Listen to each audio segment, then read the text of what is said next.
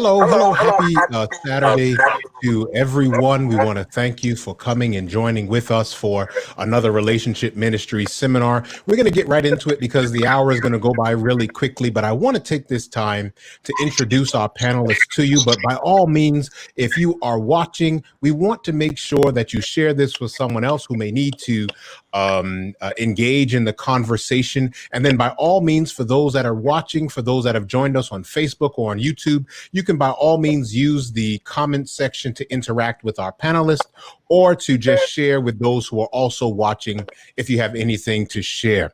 I'm going to get right into it, and I'm going to introduce our first guest to you. Our first guest is Dr. Kelly Holder. Dr. Kelly Holder is a licensed clinical psychologist, and she recently began a mental health education and consulting business, Althea Solutions, by Kelly Holder. Dr. Holder currently serves as the director of the Office of Professional Mental Health at Penn State University College of Medicine and Hershey Medical Center. As the inaugural director, she has effectively led in the development of counseling services, consultative services, and outreach programming that has aided with the reduction of mental health stigma and the increase in help-seeking behaviors. Dr. Holder earned her Ph.D. in clinical psychology from Loma Linda University. She has experience working in community mental health, private practice, college counseling centers, and health systems. Dr. Holder, for those of you who may know her, loves people. She's passionate about mental health and aiding individuals to improve their well-being and the quality of their lives. I want to welcome Dr. Holder as well, but I also want to introduce to you all someone else. This is my college roommate. This is Mr. Malcolm Bernard. I won't give you his nickname, but Malcolm Bernard is a psychotherapist and the owner of Monday Courage Counseling, which is a private practice based in Fredericksburg, Virginia. He completed his undergraduate degree in accounting from Oakwood, his master's in counseling psychology from the Reformed Theological Seminary in Orlando. He's trained in EMDR treatment, and he's also a Gottman-trained therapist specializing in relationship therapy for couples. His passion is helping people engage in their relationships with greater awareness and courage. Malcolm, it's good to see you. Good to have you on the broadcast. And then I want to introduce to you Dr. Aquia Boatin. Dr. Aquia Boatin is a native of California. She's a licensed psychotherapist with an emphasis in individual and couples therapy. She's trained at she is trained at multiple acute and outpatient facilities before moving to private practice. After receiving her master's in clinical psychology from Alabama A&M, she utilized her training to provide cognitive behavioral therapy as one of the primary adult therapists in an outpatient clinic. With 11 years of experience in clinical practice and education, she specializes in an integrative approach to treating anxiety, depression, relationship issues, and several other emotional concerns. Due to her passion for relationships and couples work, she completed a Ph.D. in marriage and family therapy at Eastern University in Philadelphia, Pennsylvania, and currently she works in private practice in South Philadelphia. Dr. Boatin's desire is for individuals to overcome their personal obstacles that often create barriers in relationships. Dr. Aquia, I'm very glad to have you on the broadcast. And then last but not least, I want to introduce to you all Pastor Moses. Pastor Moses is the pastor of the New Maranatha Caribou SDA Church in Jersey City. He's originally from Kenya, East Africa, and came to this country to further his studies. He has experience in mental health, having worked in different areas, including addiction, couples, and family counseling. He's a board-certified psychiatric mental health nurse practitioner with broad experience in working with different age groups. He's conducted seminars and training in mental health, emotional wholeness, and leadership, and God has allowed him to specialize in the intersection of mental health and biblical spirituality. Moses, you don't have this in your bio, but Moses is also the chair of the conference's clinical advisory. Listen, I want to welcome all of you to the broadcast, and I know that we're going to have a wonderful time this afternoon. So really quickly, as we begin, I just want to throw this out to each of you. And Dr. Holder, we're going to start with you first, right? I just want to know, just greet the folk, let them know a little something about you that maybe we didn't say, and then give us a reason why you're passionate about mental health so that everybody can get to know you. Well, hello, everyone. I am so excited to be here and be part of this discussion, and I'm grateful to be part of this wonderful panel. I absolutely love the field of mental health and wellness. I came in kind of through the back door. My undergraduate was in biochemistry, and as I was studying neuroscience, I started to learn about the impact of mental health on our wellness and our physical health, and I decided that I wanted to go all in. And as I was learning and discovering, I learned that I really enjoyed the opportunity of sitting with people and aiding them with life change. And it's one of the things that brings me most joy to have the privilege and the honor to sit and bear somebody's pain with them. And I absolutely love it. It's an honor and a privilege to do this kind of work. Thank you. Thank you. Malcolm, why don't you take a stab at it, man? Appreciate you having me, brother. I came to psychotherapy, I guess, first as a consumer. getting started on my own journey, confronting some struggles in my life, some of the challenges, and I realized that I enjoyed the space quite a bit.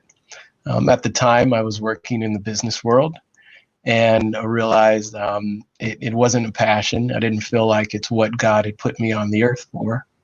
So my wife, after needling me a bit, I finally listened to her and went and sought counseling. And I just liked the space. I liked the process of looking at difficult things in my life and taking a look at the direction things were heading in and figuring out if that's the flow and the path I still wanted. And I liked it so much, I decided I wanted to work with other people on their journey. And I still wanted a Christian faith orientation around it. So I enrolled in a seminary and studied in their clinical counseling program. And it's just been an amazing adventure since. All right, thank you, thank you, Malcolm. I almost called you by your nickname. It's going to come out eventually. Dr. Queer, can you just share a little bit with us, if you don't mind? Sure. Good afternoon, everyone. I am so privileged and honored to be here with you all today. I love mental health. I've dedicated my life for the last 11 years to learn about the field of mental health, to learn about the field of psychology, in order to really help people improve their lives. I did an undergrad in biology and recognized that being able to help someone understand themselves more fully, help someone be able to connect with their family members or have a breakthrough in their relationship was something that is life-changing. And so I devoted myself again to learning about the process of human beings, the center of our personhood, in order to help people experience a new, more authentic existence. And so now my private practice, I'm able to see all the wins that people experience. I have a front row seat, as I tell my clients, in being able to bear witness to transformation at its finest. And so it is something that I am privileged to do. I really hold it to be an honor to do it. And so I'm excited to be here and talk about it today. That is awesome. And listen, Doc, I love your back wall. It's awesome. All right, Pastor Moses. Thank you, David, and thank you everyone who is watching today. We just are so privileged to be part of this discussion. I come from a traditional background where mental health as a discipline is not something that is so much emphasized. You know, you will have people doing other things, you know, becoming a doctor, becoming a lawyer, becoming a business person, you know, those kinds of things. But rarely did you have people actually specializing in psychology and mental health. But of course, things are changing now, which is a good thing. But my passion in mental health actually started as I watched my father in ministry, you know, get involved in doing so many things that, you know, will be looked at not so much ministry, like not preaching or teaching, but it was more, you know, helping other people as they're going through difficult life processes, counseling and therapy and that kind of thing. And the more I thought about the impact that mental health can have on a person's mind, the more I looked into it and the more I became passionate about it. Right now, I am so happy that there's a component, even in our emphasis on health, that's now been, you know, coming up where we're emphasizing also on mental health. You know, just the potential the mind has to change the life of a person completely. You know, the Bible says that our lives are shaped by the thoughts that we have.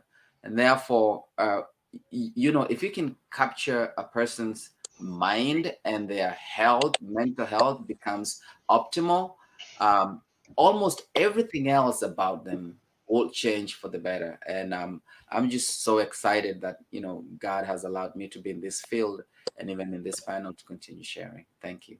Yeah.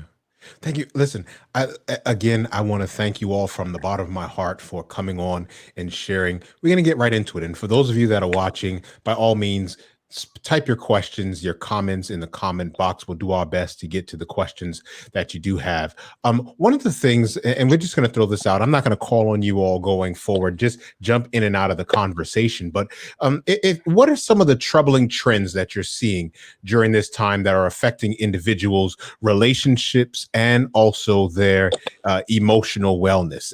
Either one of you all want to start tackling that, just go right on ahead. What are some of the things that you're seeing? Well, I'll jump in and say, right now I have the privilege of working with the Lion Poll, which is some research that's done within the state of Pennsylvania by the Institute of State and Regional Affairs. And they just took all this data about COVID and they asked some questions about mental health and wellness. They found out that the individuals who have lost their jobs or been cut back on their jobs, 65% of them say that they have problems or are indicating problems or concerns about their mental health and wellness. The other thing that's really interesting about this data is that we're finding individuals who are younger in the demographics between 18 and 35 are more concerned about their mental health than one would imagine. There's a large number within that group, and I don't have the stats right in front of me, that are saying we are worried about our mental health. And so we know because of all the things that have happened with COVID and then all of the racial unrest and problems that we're having impacts several of those dimensions of wellness. If we talk about the 8 dimensions, all the spirituality, health, occupational, all those elements, it impacts all of those things. And people are starting to feel the weight and the burden of those things. In my own practice, I'm noticing that people are isolated or going to the extreme, not taking good care of themselves, blowing caution to the wind, right? And so all of these things are just having a major impact on people's emotional functioning and emotional wellness. Yeah. I work a good bit with couples.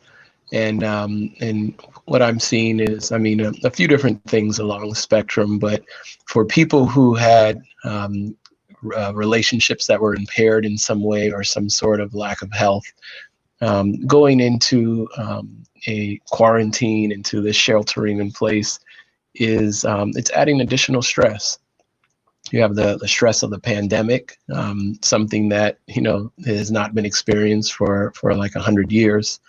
And you have us spending an inordinate amount of time with each other. It's kind of like Christmas, Thanksgiving, New Year's, all packed in one. And so if you had an impaired relationship moving into this, then the heightened stress level, heightened anxiety can test the bonds of the relationship. And I'm definitely seeing that. But conversely, just to add a positive spin, some people are saying that it's helping. For some people that have struggled with too much distance in their relationship, just kind of being stuck with your family at home all day and forced to maybe do more outside activities is kind of helping the relationship. So that's also maybe an unexpected positive side effect. Yeah. Go on, Moses. Yeah, what I was gonna say is, I totally do agree with Dr. Holder and Malcolm. We are multi-dimensional beings. We have the physical, the mental, the spiritual, and the social. And what I'm seeing is, of course, now the social having been hampered. Even just the simple activity of going to church and meeting people and just having an opportunity to talk, to fellowship, when that has been interfered with, and as a result, I do have a passion also for addictions. And I see people who will have that as a way of coping and functioning. And now that is gone. You see a person who was in recovery for even 2 or 3 years, they're starting to slide back, struggles that were no longer, great issues become great burden. And it's actually very heartbreaking when you see, someone who was sober for, a couple of years and now they're sliding back. And that actually, it breaks your heart. Yeah.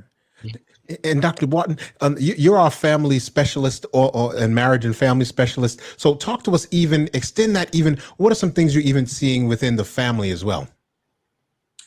Yeah, I was going to say, there's been a national increase in the reports of anxiety and depression throughout the United States, right? During beginning of COVID to now, we've seen so many numbers coming in of people having anxiety, having depression, and reporting that, which is not always something that we see, especially in communities of color. There are so many different dynamics and the intersectionality of oppression really can be really tough. And not having the resources to be able to go to a therapist, not being able to have the resources or finances to see a private practitioner if your insurance doesn't allow that, is really beginning to create wear and tear within individuals, but then also in families. Couples that I see are now in this new phase of their relationship. What are we? Who are we in this new phase of the world as we're working home together, as we are negotiating roles with our children within the home, thinking about calendars, thinking about our future. And so a lot of people in the family are having to renegotiate the dynamics of their relationship, the dynamics of their future. Many individuals that didn't have good coping strategies before coming into the pandemic, it has been so difficult, right? So I've had a lot of individuals that are seeking divorce or seeking separation because they're now faced with these poor coping skills 24/7 within their home. Right? Not being able to be on the same page, not having good communication skills. And so it's really creating a dynamic that is really unheard of. We haven't seen this type of strain that individuals are going through matched with and paired with a lack of resources. You can't go out and have the outlets that you've had in the past. You can't go out and go to social events that might have really created a dynamic that you could withstand your family and relationships. So now it is a situation where a lot of people are seeking help because their families are breaking apart. Wow. Yeah. And so sort of speak to us about how people can, so we don't just want to identify problems, but we also want to help people, give people, tangible tools that they can utilize. So talk to us about how people can avoid, self-destructive behaviors in their relationships, in their emotional health, in their mental health. How can people avoid the self-destructive behaviors and even thinking patterns that they engage in during this time? Well, I think I'll jump in there. I think it's important to, first of all, acknowledge that you're in a situation that you've never been in before. A lot of times we are really hard on ourselves. Why am I sleeping in late? Why can't I pay attention in this Zoom meeting? Why am I having a hard time keeping up with my children's schedules? So giving yourself grace in this time is so important. You've never been in a pandemic. I haven't been in a pandemic before. We've never done this. We've never done this. And so wrapping around your experience with grace and with gratitude and with lots of space is really the first thing. So acknowledging what you're going through is important. And then beginning to understand what you need in this time. You might need more rest. Your brain needs to recalibrate and reset because of all of the stressors that you're going through. Non-negotiables, things that are really, really helpful for you. It might be taking a walk every day. It might be getting sunlight at least 30 minutes a day, getting outside and getting fresh air and sunlight. And then also talking about your social the aspect of your life that is social. It's completely different now. And so finding ways to still connect with people so that mitigates loneliness and isolation. Finding ways of having social distance activities with the people that are in your home or even the people that are near you in your neighborhood. We will find ways. We are very resilient creatures. And so it really takes us sitting down and really reevaluating our lives. What can I do? How can I support myself in this moment? How can I ask for help when I need it? This is a great time to seek out therapy and a mental health provider that can help you navigate this new journey that you're on, that we're all on.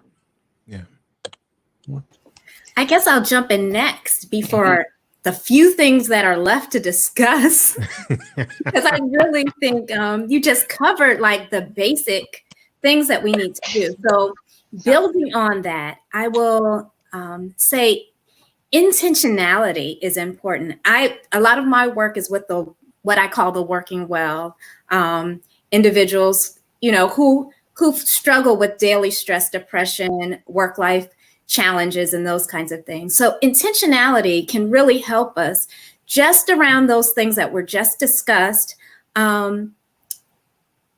setting an intention. And when I say intention, it's not just, oh, I intend, but it is starting your day based on your values and your goals. So knowing that, okay, these basic things are important to you: getting sunlight, exercising, sleeping well, good relationships. If you know all that's important to you, start each day with your values. I have a calendar that allows me to write my intention for the day. And when you can start with an intention, that can help guide you as you make choices. Because the truth is that there's all these really great lists of self-care and goodness things to do. But the only way we make sense out of it is if we are true to ourselves and we are self-reflective and evaluating, right? A nap that's good to me today could be to my detriment tomorrow. So I have to be very intentional about what is important for today and how do I infuse my values. And then I would add with that, if possible, build in some accountability. Who do you trust? Who do you love? Who might walk with you as you make these, I like to call them grounding activities, things that keep us well connected to our values, to the life that we want to live. Who can walk with you and help you stick with those things? Because really, these are the things that make up our lives and really improve our overall well-being. Yeah. Also, yeah. Pastor Moses, go on. Well, yeah, thank you. I mean, those are just great points, and totally agree with that. One thing, and I agree with Dr. Boateng, that just being able to extend grace to yourself. I know at the beginning of the pandemic, we had all this great list of what we're going to do, many books that we're going to read, how this is going to transform us, and we're going to come out and just be strong. But then a couple of weeks down the road, you realize that we've never dealt with something like this before. This is totally different. Just extending that grace to yourself, but at the same time extending it to other people, being empathetic. The mind has a way of adapting. All of us are going to adapt. We are actually going to get through this. The mind will adapt. But at the same time, some of the things, the building blocks we use to adapt may end up making us being less empathetic, less compassionate. Gotta be strong. Things are going on well. We only have 200 people dying today.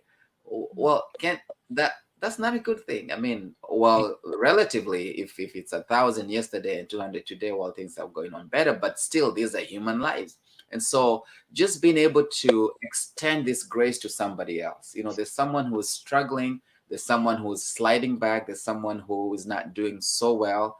Even our own children, they're also dealing with a lot of things. Our spouses, they're dealing with a lot of things. And just being in a position of extending this grace to yourself and to other people, will help you cope with what's going on. Yeah. Those are absolutely incredible. Talking about books you wanted to read, I had books I wanted to write, and ask me how many I've written. Yep, the same amount that I wrote before I went into pandemic. But Malcolm, I'm going to throw this out to you, and maybe you can start with this. But I want us to have a meaningful conversation with some folk, a short conversation on depression, anxiety, how we deal with stress and grief. Just those major four. How do we deal with depression, stress, anxiety, grief? Malcolm, we'll start with you, if you don't mind, sir. Sure. No, and I appreciate you throwing out grief, because I really feel like when you just take a step back and look at what everybody is going through around the world, collectively we're moving through the stages of grief. And I think anybody who knows grief knows that it doesn't necessarily happen sequentially. And moving through one stage doesn't necessarily mean you're done. You can go back and repeat it. And if you look around you, you're going to see denial. You're going to see anger, bargaining. You're going to see all these things. I've been in the midst of it. So we as therapists, despite our training and education, we don't get a pass on humanity. So, I've been in Target battling people for toilet paper. I've been buying food that I have no intention of eating just because it brought me comfort to have it there. I've struggled with depression during this time, trying to figure out a new routine. All my plans for this year have been thrown up in the air. I'm turning 40 this coming Friday, and I thank God to be alive, but I never planned on turning 40 this way. I never planned for a pandemic birthday this year. So whether it's giving up graduations, whether it's giving up just seeing your favorite sports team, all of us are grieving these losses. And in this wider context, we're experiencing depression, anxiety, and stress. And those are things that are kind of symptoms of, compromised brain health. And when it comes to brain health, we might tend to put the brain on a pedestal compared to other organs. And maybe that brings some of the stigma around mental health and some of the shame. But if you think about it, you wouldn't feel any shame about taking a heart medication if you needed. You wouldn't feel any shame if there's something wrong with your liver. You wouldn't feel any shame in taking care of your other organs. So the brain should be right there, a part of physical health with everything else. And a lot of the same things you do, which would be activity, which would be, good nutrition, and which would be even medication where that's needed. It's the same that you would treat those other organs. It's the same way to take care of your brain. Yeah, someone else jump in there. Anxiety, depression, grief, stress. Yeah, so I want to second everything that was just said. Treatment is important because treatment works. All of us here are providers. We know that it works. We've seen it work for people. If we're really good at taking care of ourselves, we probably get treatment ourselves because good helpers seek help, right? And so first, I just want to put out, it's important to get treatment. And then, of course, basic good self-care is really important, taking care of our needs. In between that, we can learn some really good skills that can help us tolerate distress and tolerate discomfort. Some of my most favorite skills come out of a therapy called dialectical behavior therapy, and they're distress tolerance skills. We can call them crisis survival skills. And I've always believed that these skills were for everyone, but not as much as I believed it in the last 5 months, because we all are surviving a crisis. And so, being able to learn some skills can be really helpful, skills that help us realize that we are not in control. We can suffer pain and be okay. It's really helpful. In the US, we're so used to not wanting to live with some sort of pain or discomfort that it makes it really challenging for us when our lives are out of control and there's so much uncertainty, when we're used to being able to say, well, I can plan, I'm gonna do this, I'm gonna do that, and then be able to go after it. And no longer can we do that. And so then we have to be able to have the skills to bear the uncertainty and know that we are gonna be okay. What I like, and I'm not gonna, so I don't take up the whole time for everybody. I won't go through all the skills, but you can look them up. They're really great skills. But the thing I want to highlight is our faith intersects some of these skills. Some of the things that we've learned through our faith in God aid us in bearing hard things, but then putting our trust in God. Again, I'm highlighting that this is in the middle. We're taking good care of ourselves and we're seeking help, but we also have to have practical things that we can hold on to. And so just to give one example is using good, positive distraction skills, things that enable us to say, in this moment, I'm feeling a high level of stress and anxiety, and I might make a bad choice. I may do something that I'm going to regret in the future, I may do something that will derail this relationship. What can I positively engage in this moment to aid me in bringing down my activation or bringing down that stress, bringing down that worry? And then once it comes down, I can re-engage with this problem and move on. And there's all such wonderful things that we can do that can help us in the moment tolerate distress until we're able to then act and make positive change. Mm-hmm. That was awesome. Thank you, Dr. Holder. My secretary, who's the secretary for the Relationship Ministries Department, she reiterated for me the self-care thing and because she keeps trying to get me to not come to work. Anyway, anyone else? Anyone else want to talk? Depression, grief, anxiety. I'll jump in here. I think first of all, what I find is that we talk about these things: depression, anxiety, grief, and the common person doesn't realize that they're actually going through these things. You are going through so many losses. If you're watching this, you're going through loss. The loss of your calendar, the loss of your consistency, the loss of the things that are around you, the loss of future plans, your birthday, even small things like that, right? You're going through loss. And so to include yourself in this discussion, I think is going to be important. If you are experiencing a pandemic, everyone is, you are feeling stress. You are feeling anxiety. If you turn on the news, your blood pressure goes up. You're starting to worry about the future. You're thinking about your bank account. You're experiencing anxiety and stress, okay? And so first of all, including yourself in these conversations as one in the number, I think is important.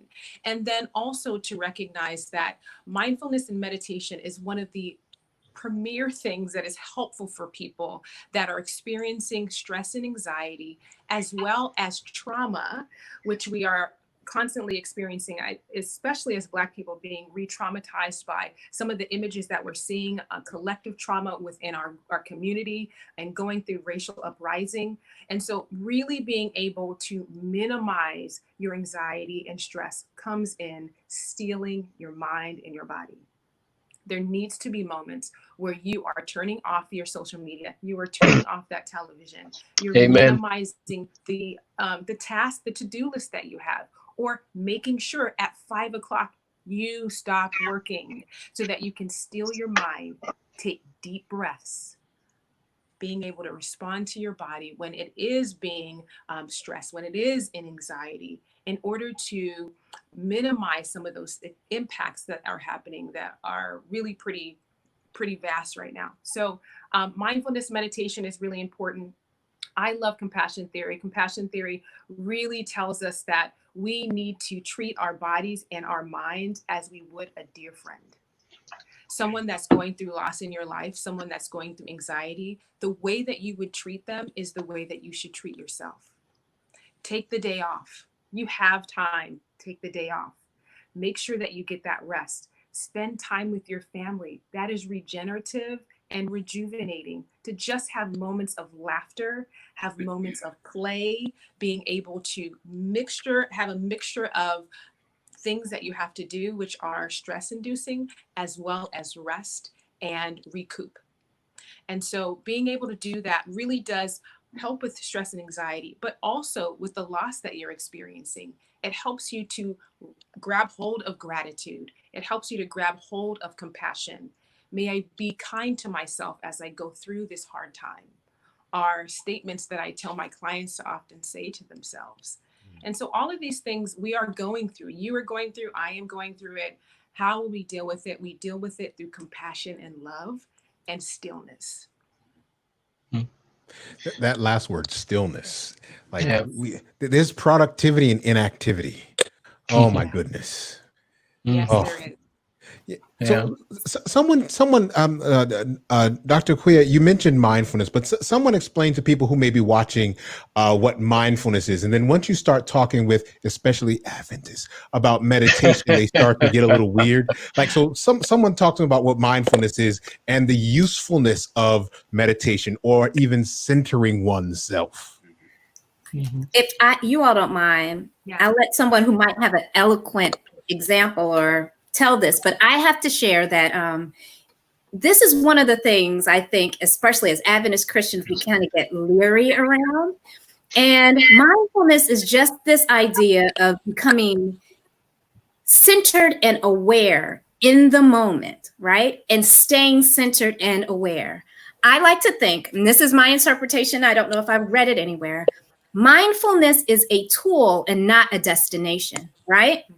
Mindfulness is a tool and not a destination. And so as you practice those skills, then you can apply that skill everywhere else in your life. So I will tell you, I'm in the middle of a mindfulness-based stress reduction course, right? It's an 8-week course.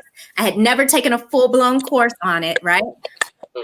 The assignments that I have to do every time I get ready to do them as a busy person, I'll just admit and be honest, as a busy person, every time I sit to do my assignment, I think this is going to kill me. If I have to sit here, as long as they say I have to sit, I will die, right? I never die. I'm still here, right?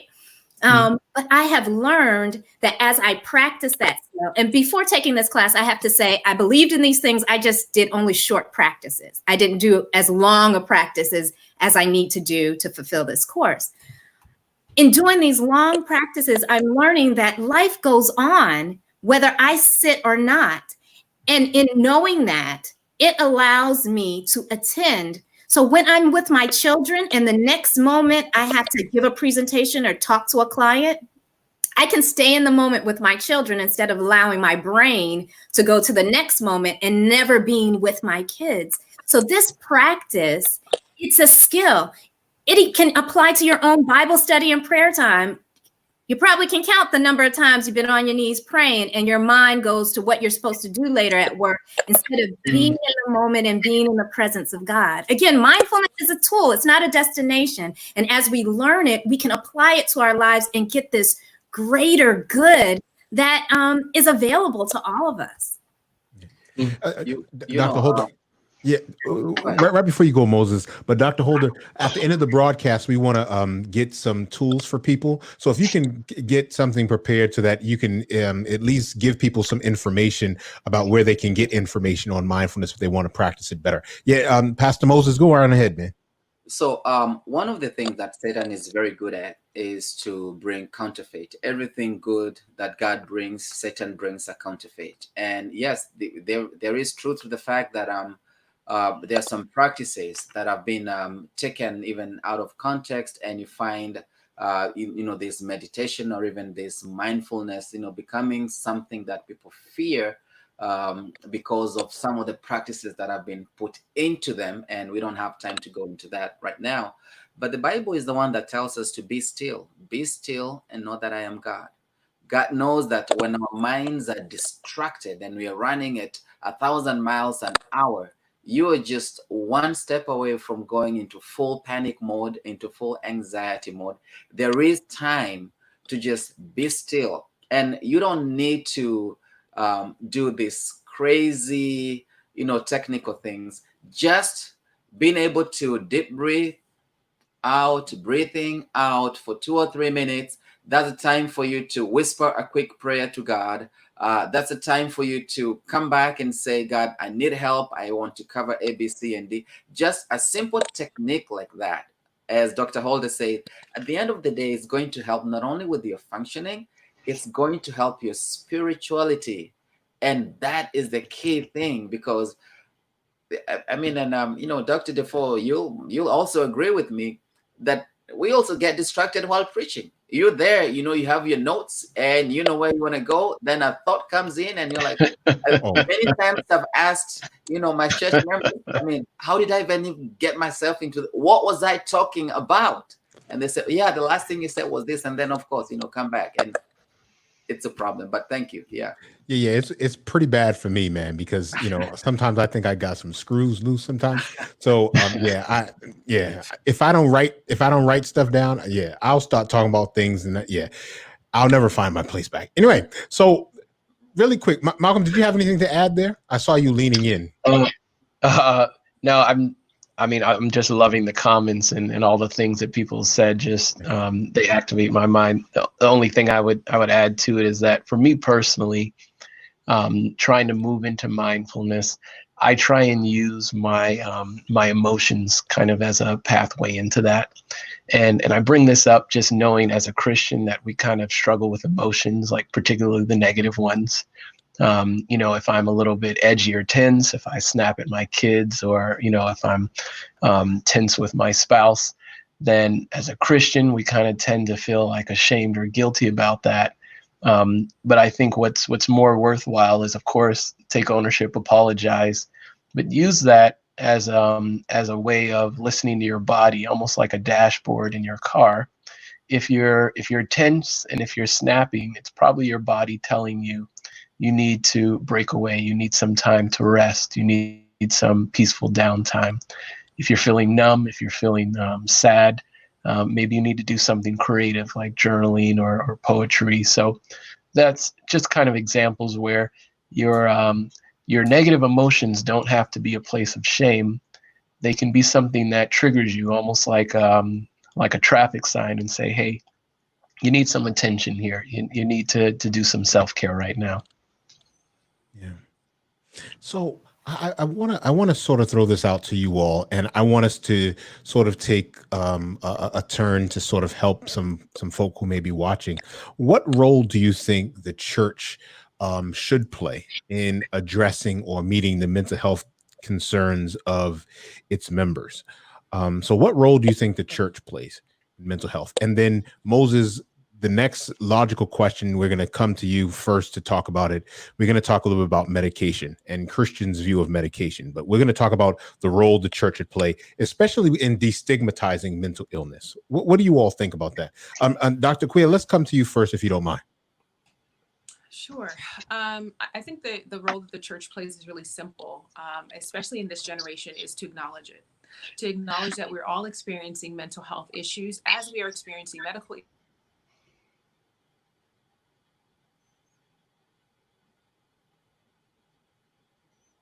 As we're experiencing anything, our mental health is a part of that as well. And so acknowledging it, creating spaces where narratives are incorporated into our preaching, into our Sabbath schools, into our literature, literally beginning to make space for create an increase in representation around mental health professionals that are included in the dynamics of our churches. All of these things help to normalize the fact that everyone is experiencing mental health concerns throughout your life. You will experience it. And so making sure that there is an inclusive part of our process that we attend to, I think, is a role, as well as creating scenarios where people can actually get help, right? People need support, and sometimes financially they need support, and being able to have subsidies and compassion funds within churches. There are few churches that I work with that have compassion funds as a part of their evangelism that allow people to actually get therapy, right? They have mental health practitioners that are in their community that they have access to, or referral basis for as well. And then also to make sure that this is something that I personally believe, but I think that anyone that works for the denomination, that works for the church, should have access to mental health services, especially our clergy and the people that are able to support us in these large and broad ways, should have access to mental health services, hopefully free, so that they can take care of themselves. And that is a trickle-down effect. As our leaders take care of themselves, we take care of ourselves. We hear the stories, we hear the triumphs, and we hear the moments of conquering that allow the community to normalize mental health as well. Awesome. Yeah. That was good. Anything else to add? Man, yeah, that was great. Yeah, you covered it all. Wow. I think the only thing I might add to that is this idea of the modeling. So as we make these services available, hopefully the services are available to our clergy members and those who lead out in our church, there can be a modeling that it is okay to ask for help. We seek help for this, just like we would never tell about anyone to skip their yearly exams or any regular exams everyone needs to have. And then the encouragement that everyone check in about their mental health, whether it's something simple like accessing a screener or talking to their primary care doctor about it, just normalizing the conversation, acknowledging it, normalizing it, and as far as possible, modeling what it means to take good care of your mental health. And the other thing that I would add is that for the church or statements from the pulpit no longer reference the idea that individuals who struggle and suffer and deal with mental illness or mental health concerns or highly emotional concerns do not have faith in God. We need to stop saying that. We've got to stop saying that, because people are feeling like, well, there must be something wrong with me.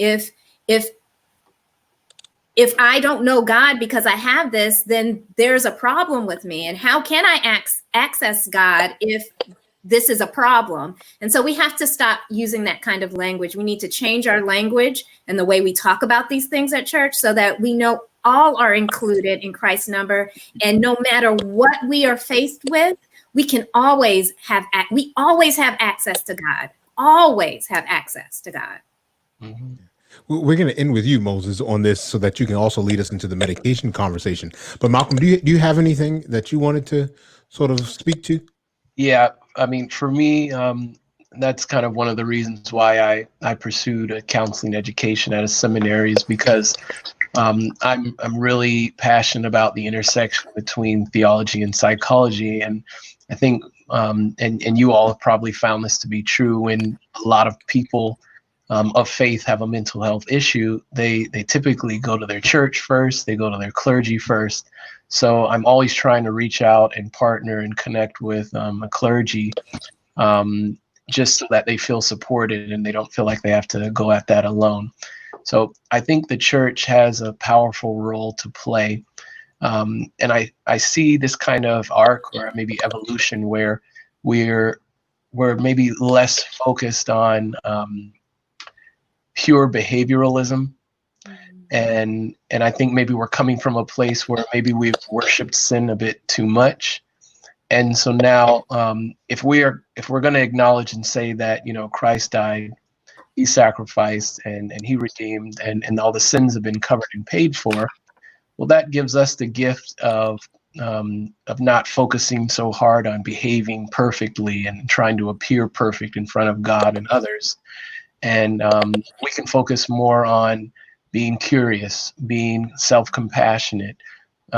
We can use mental health as a part of our time on earth, which is about sanctification and preparation for heaven.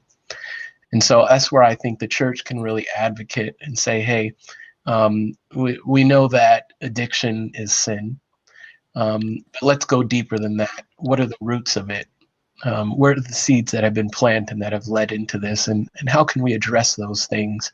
How can we address the heart issues and all the underlying dishealth? Yeah. One of the things that's important to me is making sure that, at least when I work with my clients, they know that my job is to hold space for them. And as a pastor, my job and my role in that sacred space is to hold space for broken people. Like, there is no such thing as a perfect Christian or perfect parishioner. We all come with something.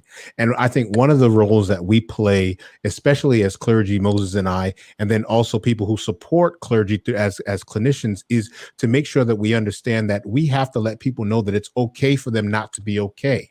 That if you need help, if you need access to resources, if you need emotional support, if you're struggling with a mental health condition, listen, the church is the place that should be equipped to help you. Why? Because we're supposed to deal with a holistic approach to everyone.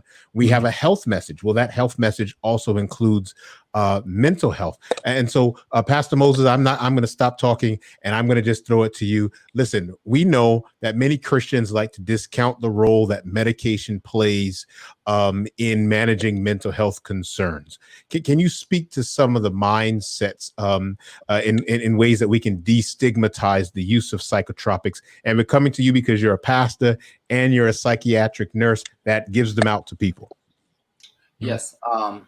Many And I'd like to start by talking to especially immigrants and also people of color who do not seek out mental help, for mental health issues.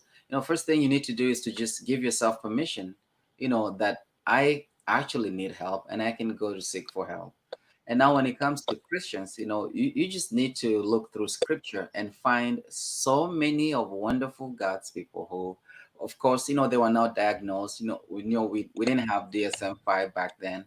But you just read and just look at their life history and you see most of them was struggling with something. Moses, Elijah, David, who actually they say was probably suffering with a serious mood disorder, Jeremiah, of course, and so many others. And so you can be a Christian who loves God, but still have a mental health issue. And just like, you can be a Christian who loves God and still have hypertension. You can still have diabetes. You can have all this arthritis, all these other issues. But then you cannot say, well, I have hypertension, but I'm not going to take medication because it shows a lack of faith. No, you need to do that because it's good for your health. Otherwise, you're actively planning for your death. And so some of the things that I hear is, when I start taking medication, it shows a lack of faith. That is not true, because if it doesn't show a lack of faith for you to get something for your headache, for when you have a stomach upset, you're taking something, it can be true on one side and not be true on the other side. The brain, as I think Malcolm has said, the brain is also an organ of the body. It is part of the systems of the body. And when it needs help, we should be able to allow ourselves to go and get help for it.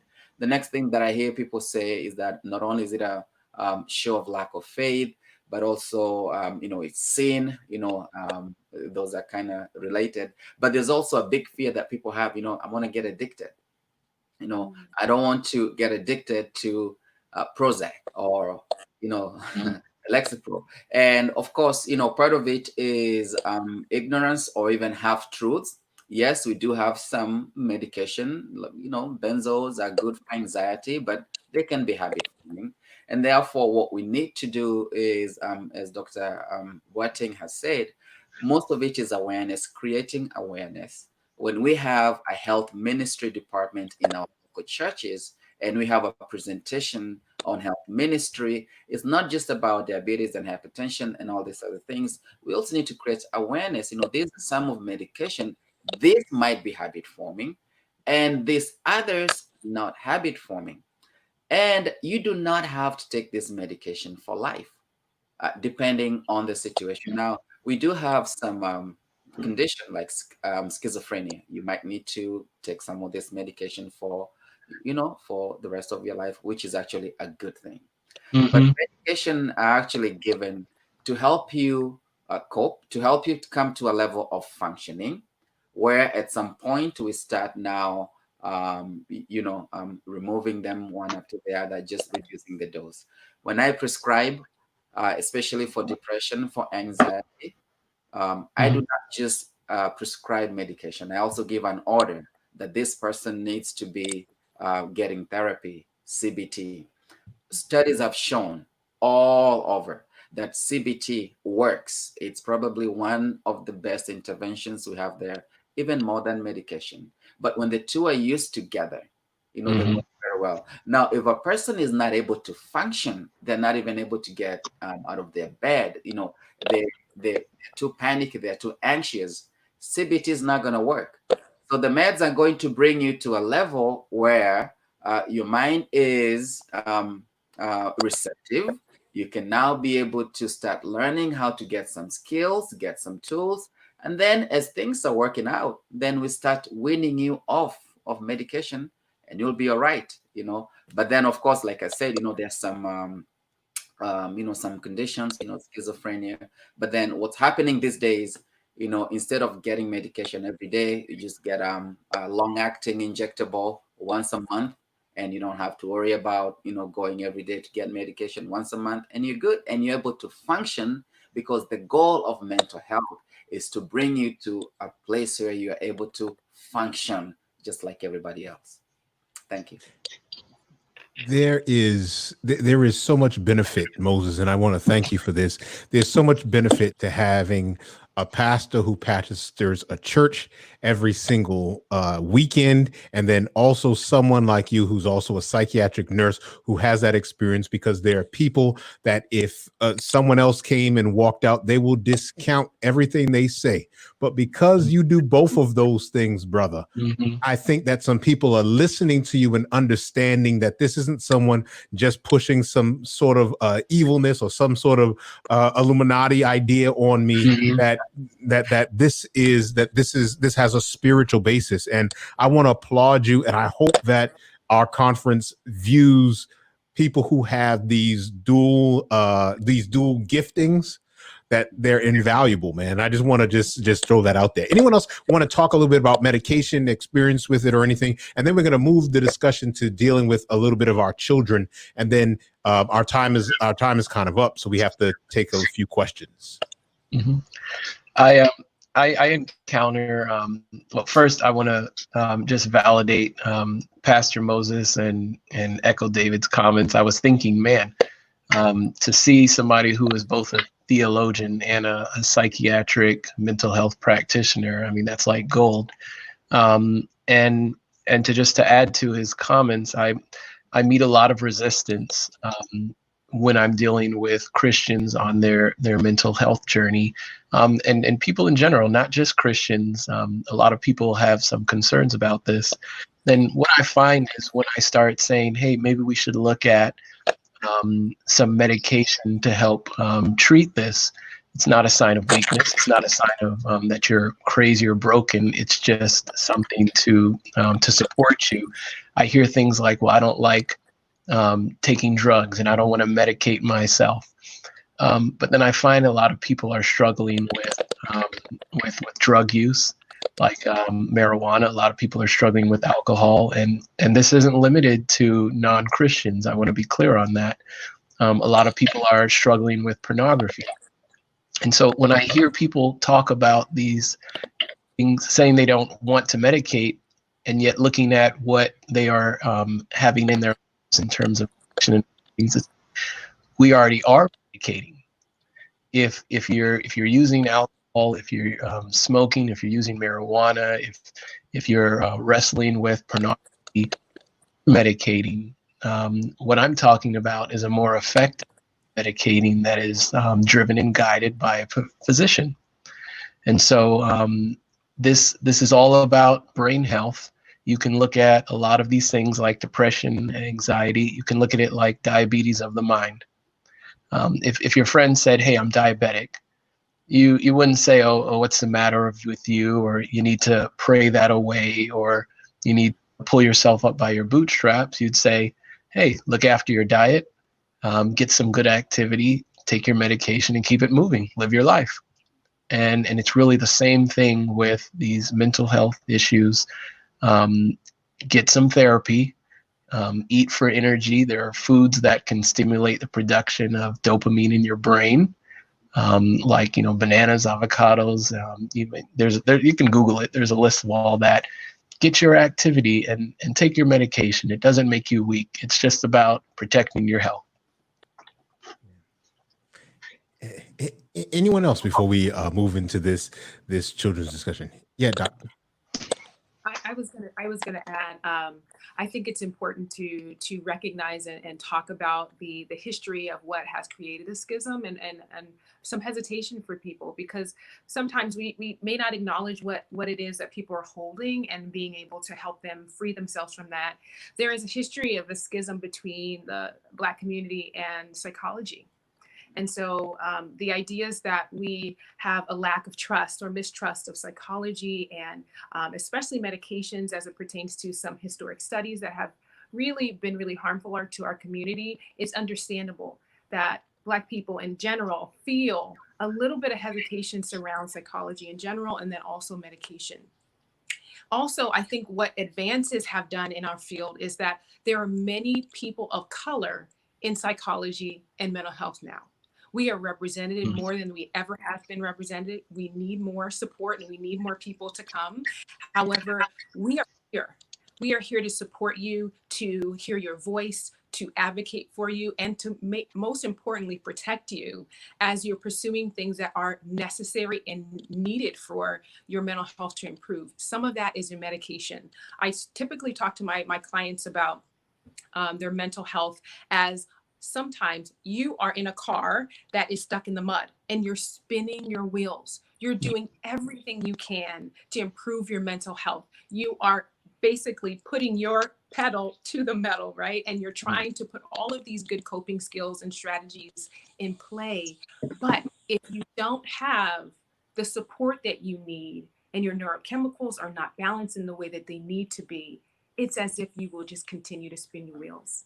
And so medication creates that foundation, like Pastor Moses was saying, creates that firm foundation so that when you do put that work in, you can actually reap the benefits and have productivity and improving your life. And so really trusting someone, making sure that you have a mental health practitioner that you trust is important, and knowing that you're getting the education that you need around what is happening within your brain and your body, I think hopefully mitigate some of the hesitation and the fear that historically people have held. And we hopefully finding someone that is a person of color that you might trust, if that's something that you require and need, may be helpful to you. I'll just jump in. Just one thing I'll say is I can't count the number of times someone has said to me, I wish I had started medication earlier. Yes. I can't count the number of times after they start and say, I don't even know what I was worried about. You know, sometimes it might take a bit. They might have to change medication, but once they get on something that is perfect for them in their situation and they're working with a good team, all the things that have already been said. So given all the things that have been said are in place, people are typically very grateful of the benefits of medicine and how it can aid and improve their lives so that they can then make changes. And then sometimes they can be off medication, sometimes not, but being able to embrace whatever is part of their journey, just to see the gratitude on someone's face. And so I'm saying that for whoever might be struggling and already had these conversations with their providers, I can't tell you the number of times I've heard those words. Yeah. And Dr. Holder, this is going to come to you first. Not that we view you as the child expert, but I think you're the only one of us that has written a book for children. So we're going to give the children's question to you. How can you help individuals with their children who are struggling through this pandemic? And do you have any potential conversation starters for parents to help with the emotional health of their children? Yeah, so that is a loaded question. It's highly loaded because it really depends on the nature of the relationship you have with your child.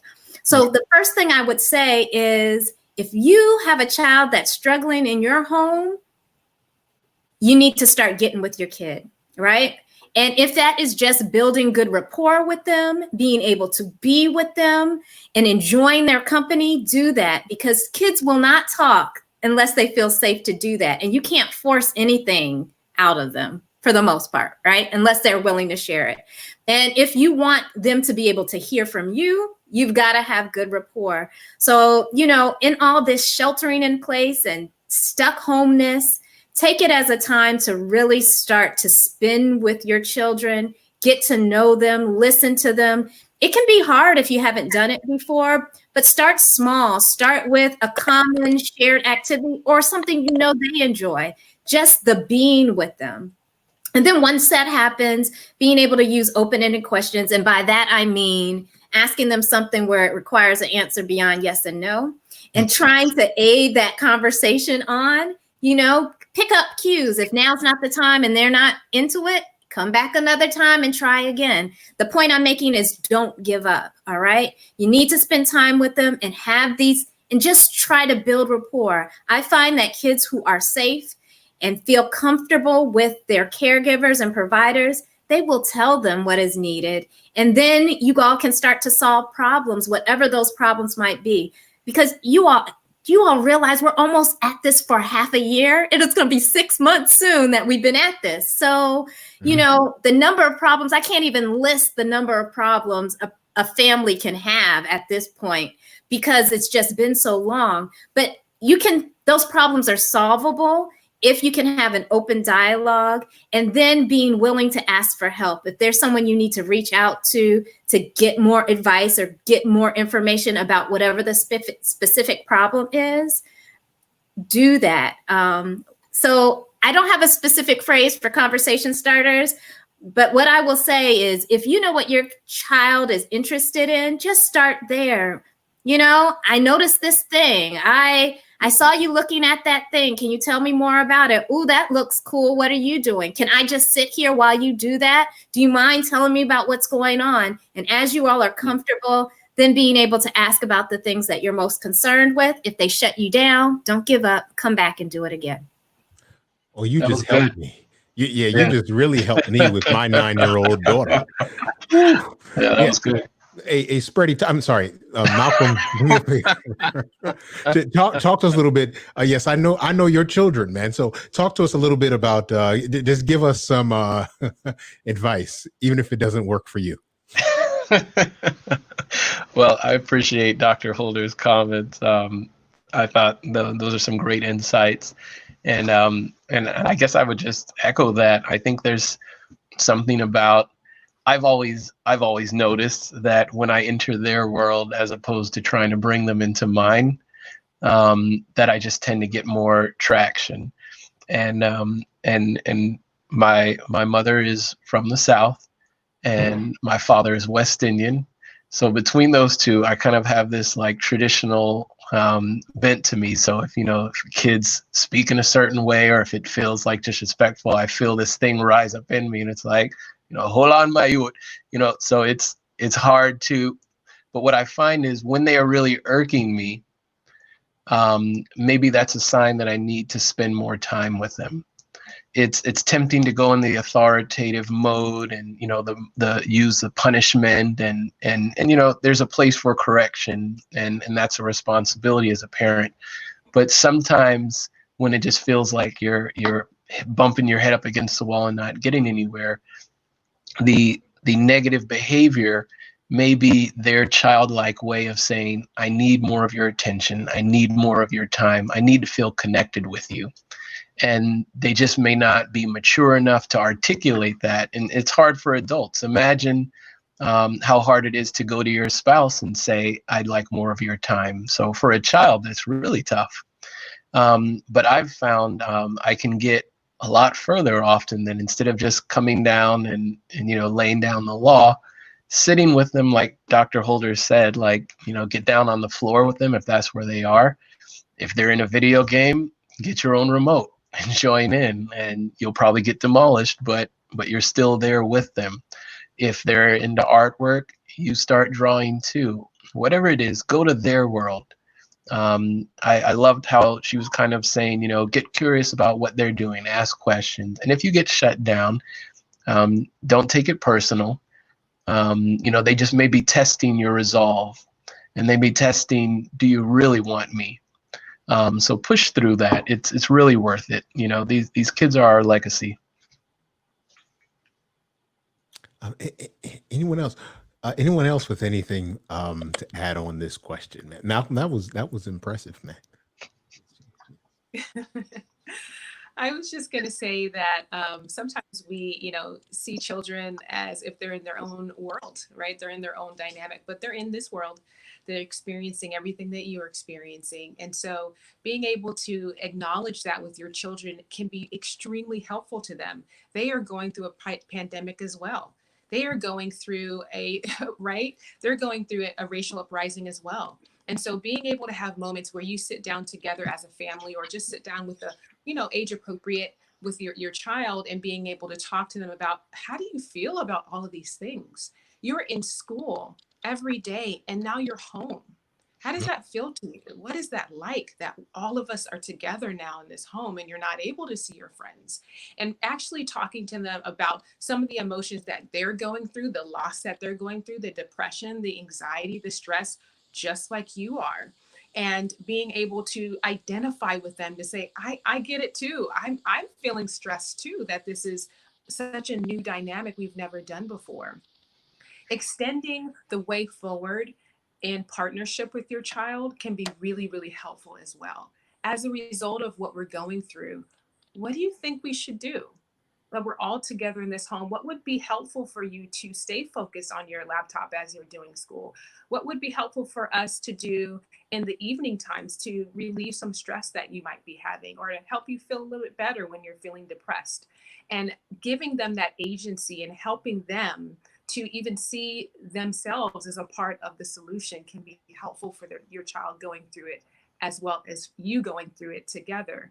There might be a mom right now that is really worried about the schedule that you have created for your family, and it has gone down the toilet. There are children running around. They have more screen time than you would like them to have. Give yourself grace today, because this is something you've never done before.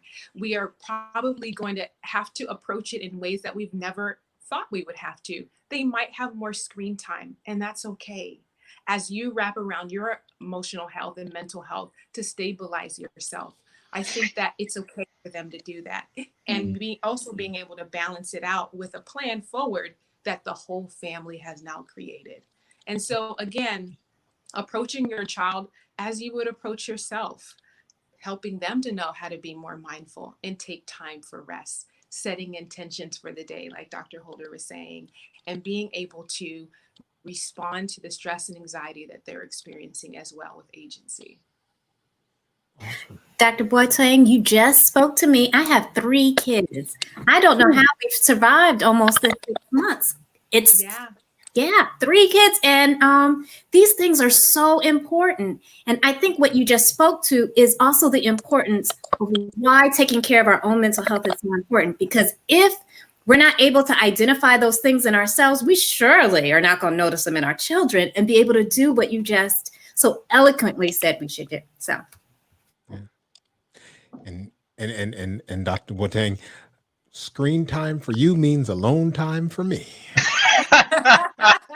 Moses, you have anything to Moses, you have anything to add to this children's discussion? Then we're going to take questions. And so if you're watching, you have any questions, just go on and type them in. We're going to get to as many of them as we possibly can. I thank my colleagues for, basically covering almost everything. And all I can add is just what I had said earlier, this thing about extending grace to others. Sometimes we find it easy to extend it to other people other than our family. And even our children, however old or however young they are, just being empathetic and just, as someone has pointed out, when you enter their world, they're also struggling. They're also dealing with something. And I think Malcolm said it, well, that, it comes from, that background where sometimes, you might want to be authoritarian a little bit. I also come from that background. And, just learning to extend that grace even to the children might mean a whole lot, and might be the first step towards trying to uncover what's going on. Thanks. All right, awesome. So what we're going to do is we're going to take this short commercial break, and then what we'll do is we will take questions from our online audience. And so if you're viewing, if you're watching, please make sure you type in the question box your questions, and we'll address them to the panelists, and we'll be right back.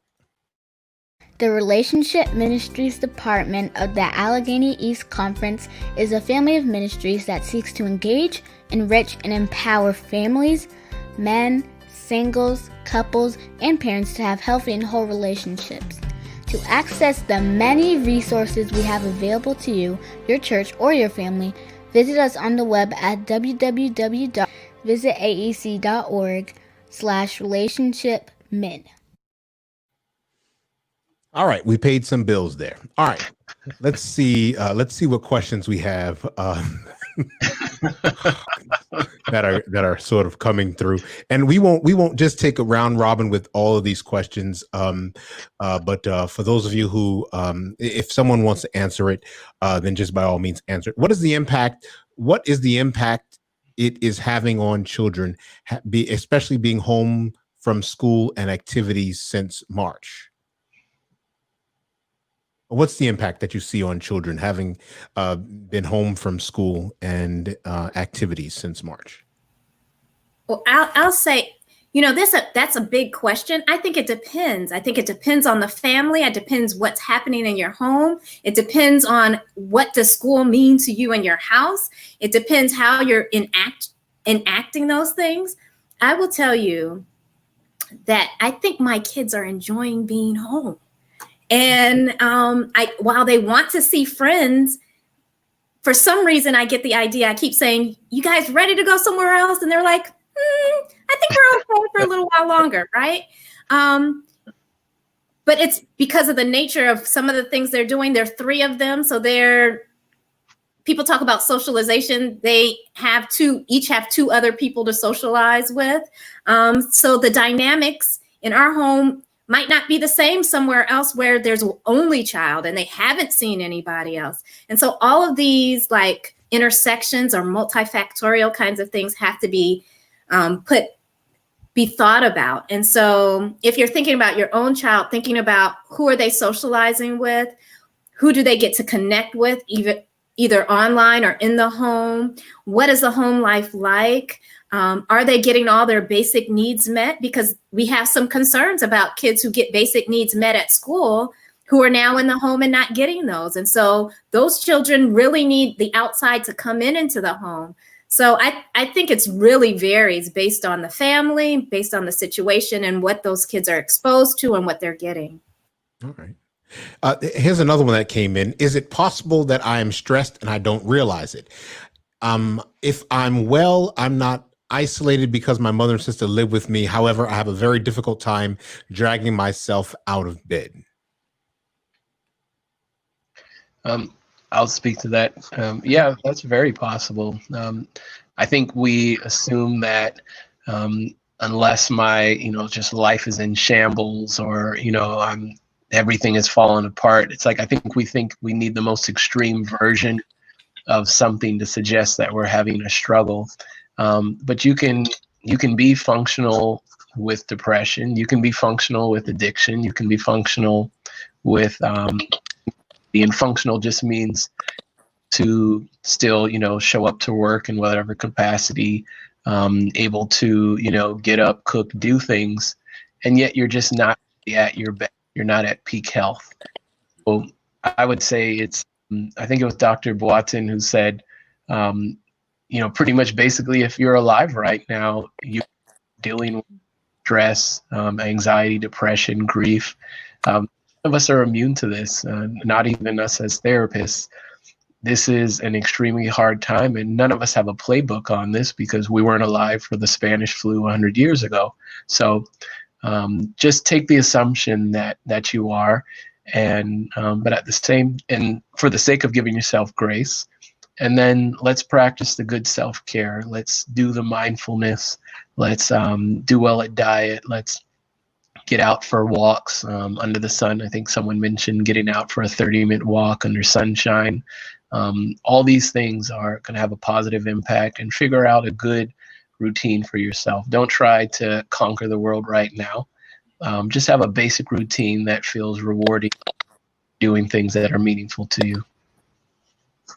Okay. Yeah. Let me. Yeah. Hello. Yeah, go on. Yeah. Let me just add and thank the person who has that question. I think you're very much self-aware than you give yourself credit, because just the fact that you can see, well, I'm having some struggles even getting out of bed. That is actually really, really, really good because you have a lot of self-awareness. A lot of people do not have that.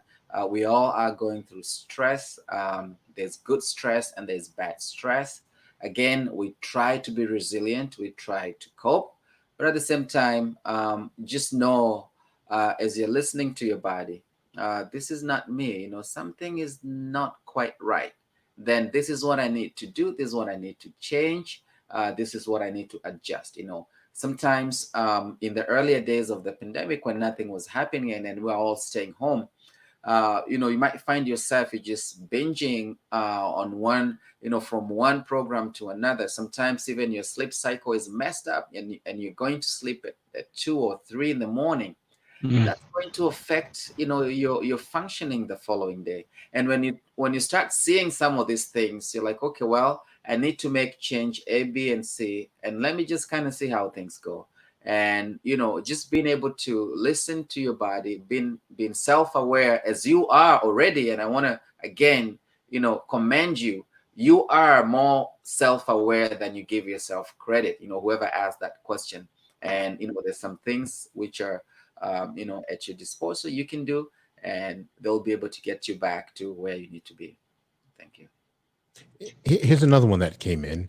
And any of you all that want to, you all can attack this one.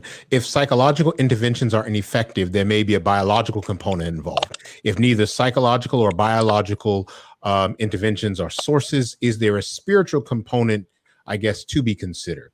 Can I go first? Yeah. Okay. Yeah, sure. So I love the model that is expressed in Luke 2:52, where it says, "And Jesus increased in stature, in wisdom, and in favor with God and with men," because that right there captures the multidimensional nature of man. Jesus increased in the physical realm. He increased in the mental realm. He increased in the spiritual realm in favor with God and with man. He increased also in the social aspect. And when we are trying to look at interventions, you cannot ignore one and just focus on the other two or three and just think, well, this is it. This is a cure for everything, because we are interconnected. If my body, if I'm having problems, I just broke my ankle playing something. It's going to affect your mind. It's going to affect how you're relating with your spouse, with your children. It might even affect your spiritual walk with Christ, all those things. And therefore, what I will say to the person who asked that question, use all the above. All right. So I'm trying to be on point. I'm doing my, and when we talk about the spiritual intervention, don't just narrow it down to devotions. Getting up in the morning and reading the Bible. There are so many ways where we can feed our spiritual nature. You can be out taking a walk and praying as you do so. You are having communion with God. You are feeding your spiritual self. And so if you look at the physical, you look at the mental, the social, the spiritual, and many others. I know Samsa came up with, I think, was it about 8 or 9, dimensions of wellness? Yes, it's interconnected. And do not just say, I'm just going to go with one and not use the others. Just use all the above approach. Dr. Kuya, we haven't heard from you in a little while. Do you have anything that you want to share or add to that? Yeah, I agree. I concur, Pastor Moses, right? And sometimes we have the tendency to compartmentalize our experience and feel as though we can improve one area and not the other.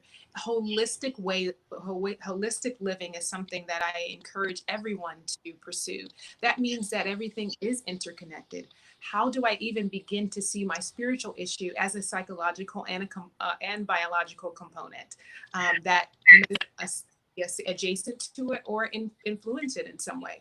And so making sure that you're thinking about all the areas of your life. I do an activity, it's called the 4 Corners, and taking a piece of paper, drawing a cross in the middle of it, physical, mental, spiritual, and emotional. Those are the aspects of your life. Begin to write down some of the things that you'd like to improve in those areas, things that you're concerned about, areas of growth for yourself, and begin to actually add value to those elements of your life every single day. You will be surprised. Sometimes when you improve your psychological health, your spiritual health also improves. And so working together in a unified way to improve who you are, and then also making sure that you're conceptualizing yourself as one total being, not compartments, one holistic being. Can I add something to that? Yes, please. And I agree with everything that has been said. In the work that I do, I like to think of spirituality. I don't work in a Christian setting, but I like to think of spirituality as our meaning-making system, right? And when we're talking about spirituality, we're talking about the bare rung. Like, how do you build meaning and value to your life? What speaks to who you are and why you exist? And I see it as like a foundational kind of thing. So one of the questions I typically ask people, what is your meaning-making system? How do you make choices around your value? Like, what informs that? What tells you about that? And that's that spiritual component. And like everyone said, you can't pull it apart from everything else. It is tightly intertwined in every other piece. And so, you know, when you are seeking help, it's really important that you seek help from someone who does have a holistic view, because they won't force you to compartmentalize and say, this is over there. They're going to know, hey, we've got to talk about all of this, because all of this will implicate your wellness and how you move forward. Yeah. Okay. We have maybe 5 minutes max, because I don't want to take any more of your time. So let's talk about resources really quick. Really quick. Let's talk about resources that you may suggest for people, resources that you may have for people, resources that you think people can connect to. And yeah, go resources. Anyone? I hate having to share this one because of the implications, but the reality is that this time is heightened the threat and risk of domestic violence. So one resource I'm throwing out pretty regularly is thehotline.org. And that's for the National Domestic Violence. And they have discrete ways that you can reach out for help, and all kinds of resources and dozens and dozens of languages. So I hate that is necessary, but the reality is it is. And what's the address again? The Hotline. So basically THE Hotline, thehotline.org. Okay. Anyone else? Resources. I'll throw out. Go ahead. All right, I'll throw out a couple of my favorite resources that I've been giving out a lot. One of my favorite resources right now is an app called Wobot. It's a cognitive behavior therapy based chat bot. It is free. If you look it up online, it's like woe is me, WOEBOT.io. And it will wave to you every day and check in with you. It gives you tips on how to do cognitive behavior therapy. It will do like a little assessment with you. For people who are alone, especially during this time, it's nice to know somebody's going to check in on you and ask about how you're doing. And so I've found it's been really useful for people. When I was talking about those crisis survival skills, Rutgers University put out a crisis survival DBT series on YouTube. It's really short, but it's actually made for all of us to improve our crisis survival skills. And if you YouTube it, it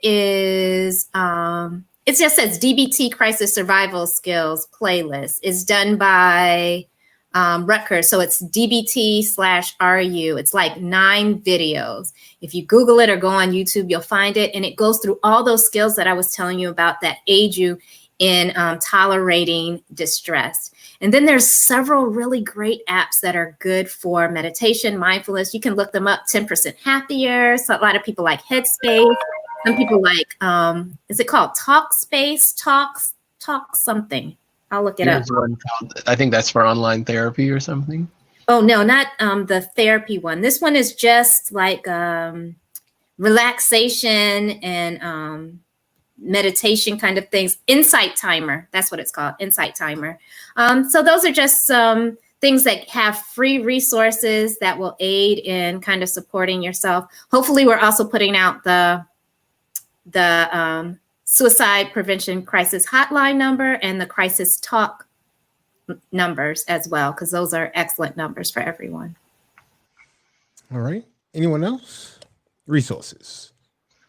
Yes, I will add to that meditation and mindfulness app. The Calm app is a great resource. It has sleep stories and quick meditations that you can teach mindful and what that looks like. They're also having discounts for healthcare workers, Headspace and Calm app. So make sure that you check those out and utilize those in the day and throughout your days. Also, some people are needing therapy and they don't have the resources, they don't have the money, they may have lost their job. And so there are several organizations, nonprofit organizations that are supporting, especially people of color right now, and reaching out for therapy. And some of those resources are actually free.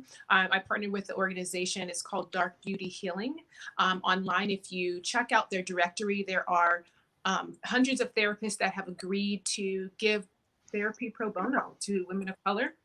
Also, the Boris Henson Foundation, which is the profit of Taraji P. Henson, an actress.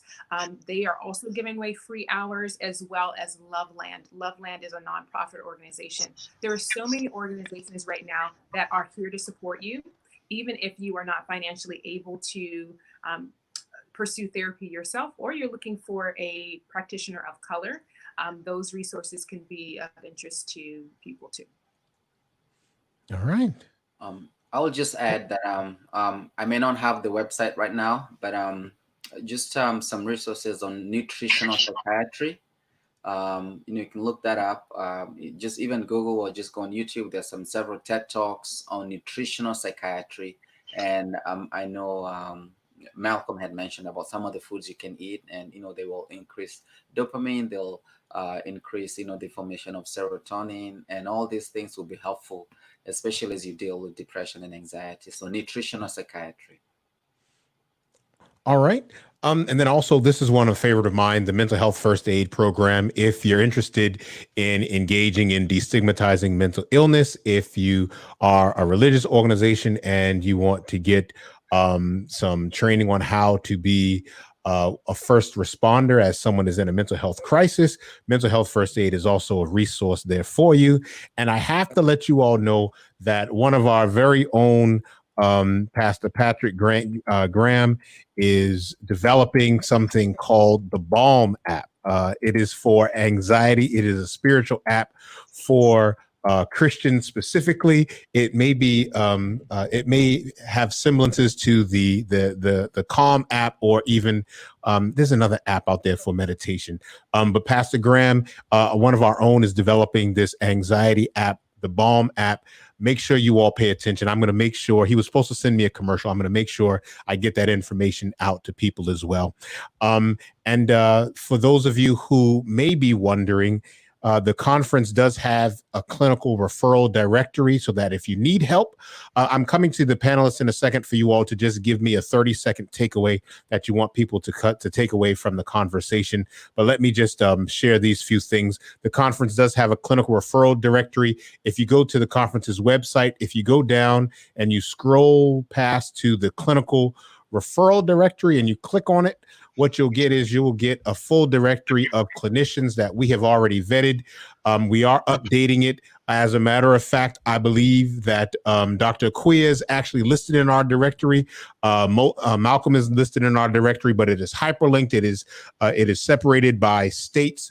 You can go on to the conference's website. If you need to find a clinician, if you take a look, you will see $ and you'll see little codes next to people's names. If you see an A next to their name, that means that they're also not only that they take insurance, they do deal with family, children, individuals, but that also means that they also are Adventist. And so we have provided that as a resource for you on the conference's webpage, as well as other mental health resources that you can get your hands on. If you just go to our webpage, www.visitaec.org/relationshipmen, you should be able to get them all. All right. So just really quickly, what I want to do is I just want to take takeaways from everyone. And what I'll do is Moses will give you the first word, and Dr. Holder will give you the last word. So we'll come up the box that way. Just give us 30 seconds on what you want someone to take away from the conversation. Just maybe one or two things. Number one, being a Christian does not shelter you from having to deal with mental health issues, from having to deal with depression, with anxiety, with grief, with bipolar. It is not a curse from God. It is not an indictment in any way, shape, or form. And even having children or relatives who are struggling with that, even addiction, you can get help, and it's not sinful. The second thing that I want to say is, feel free to allow yourself to even get medication. Medication is going to help you to come to a level of functioning. And when you do that, you should be able to even get counseling and therapy that's going to be helpful to you. Awesome. Awesome. Thank you so much. Yes, I would say to anyone that's watching, it's not by accident that you are watching today. There's something in you that has led you to want to have more information about yourself, more information about your mental health, and ultimately, hopefully, to pursue a more authentic life in existence. And so I would honor that. If I were you today, I would honor the thing that's in you that is leading you to pursuing something that's better, that's more powerful, that's more embodied, and that's more grounded. And so allowing yourself to do that really could look like today is the day that you begin to create a plan of wellness, a plan of action that allows you to enact some of the things that you've heard today. You can start slow, improving your day-to-day functioning, waking up in the morning, having an intention for the day, looking at your day, making sure that you're taking care of yourself and tapping into and checking in on your mental health. Again, it's not by accident that you're here. This is the moment in your life that is teaching you something. Listen to it, honor it, and make sure that today is the beginning of the rest of your life. Oh, wonderful. Wonderful. Spready? I would just, I'm going to echo what my peers are saying. Don't add insult to injury. Being you're going through so much this year, don't make it worse by heaping guilt and shame on it. It's bad enough that we're all struggling in the areas that we are. So the best gift you can give yourself is grace, self-compassion, and recognizing that you are not inventing anything that you're going through. Chances are somebody else is around who is as well. And it's people you see everywhere. Everybody has a story. Everybody has a struggle. And so it's not a sign of weakness or brokenness. It's a sign that you live in an imperfect world. So take the time, make your health a priority. It's not selfish to rest and to care for yourself. It's actually selfish not to. So it's a way of loving your family, your friends. It's a way of being the best version of yourself that you're trying to be by maintaining your health, keeping balance, and be gracious to yourself. Awesome. What is left to be said? I don't know. So what I will say is I hope that during this time watching that you have taken away that you're not alone. Whatever you're experiencing, somebody else is experiencing. It's quite possible that one of us up here in this panel is experiencing. All the things that we talked about today, I'll just speak for myself, are things I'm working on and practicing myself as far as improving my own mental health and wellness. I take it very seriously. And so in that vein of letting you know that you're not alone, I'm just inviting you, extending the invitation like everyone else did, into taking that first step or that next step, whatever it may be. The smallest of steps is usually the best of steps because it's sustainable and you can grow on it. And so join us as we move forward in our own mental health and wellness. You're not alone. You're not doing it alone. Know that other people are in this thing and we're doing it with you too. Awesome. Awesome. I want to thank you for that, Dr. Holder. And I want to thank you to our panelists for coming on. This exceeded my expectations. This was great. I think this, don't tell anybody, but this may have been my favorite panel ever. But Dr. Holder, Malcolm, Dr. Akuya, Pastor Moses, I want to thank you all from the bottom of my heart for coming on. And I know that those people who have been watching have also appreciated it as well. So I want to thank you all for lending your voice and your expertise to this very important discussion. I just want to let you know a few things that are coming up in way of the department. I want to let you all know that tomorrow we are continuing our Sunday Conversations series. We have with with us Dr. Jacqueline and guest Jean-Pierre, who will be with us sharing information on love, sex, dating, marriage, relationships, all kinds of things. We're continuing. We're on episode 5 of Sunday Conversations, and that's going to be taking place tomorrow on our YouTube page, on the Facebook page, or directly on the Relationship Ministries page. And then next week, we're having this very important discussion, Healing the Wound That Will Not Heal. We're going to have our grief discussion again.